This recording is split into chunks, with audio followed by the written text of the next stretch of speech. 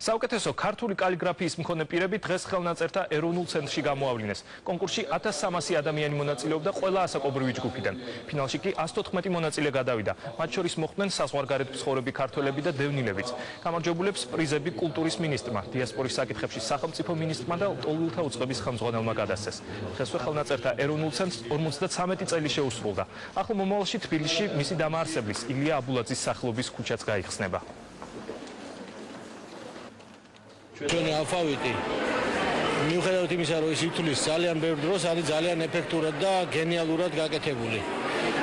ასევე ეს არის ერთ-ერთი ორიგინალური იმ 14-დან, რომელიც მსოფლიოში არსებობს და უნებრივია ამ ყველაფერს უნდა დაცვა, ახალი თაობისთვის ამის განმარტება, ახსნა და აი სწორედ ეს შეჯიბრი, რომელსაც მხატვრული ელემენტიც აქვს, კალიგრაფიული კონკურსი არის ძალიან ჩემი აზრით საინტერესო და კარგი რამე. ათასობით მონაწილე გვყავდა ჩვენ ამ 2 წლის განმავლობაში. სამტურად ჩატარდა ეს კონკურსი და გამოვლინდა 100 ფინალისტი. ამ 100 ფინალისტიდან სხვადასხვა მხარდამჭერებმა დააწესეს სპეციალური პრიზები. მეორე წელია რაც მივიღე ამ კონკურსში მონაწილეობა. გავხდი უსტავი ერის ფავორიტი და ძალიან გახარებული ვარ.